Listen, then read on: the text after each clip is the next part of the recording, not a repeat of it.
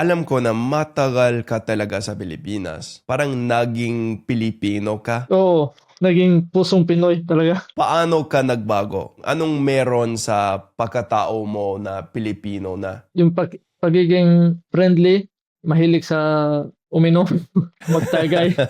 Tagay na tayo. Oo.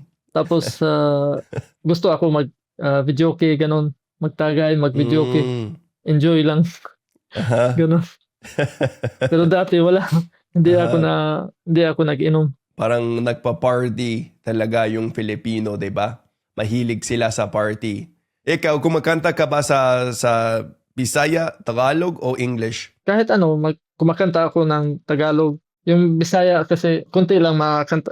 Hindi masyadong sikat yung Bisaya na songs. Kailan ka nagsimula matutong mag-Tagalog? Parang unti-unti lang. Hindi ako nakinig lang ako sa mga kanta, sa mga TV, gano'n lang. Hindi ako na focus lang para matuto. Wow, parang natural din, Oo, kagaya ng Bisaya oo, mo. natural lang. Sa mga balita, sa mga gano'n lang.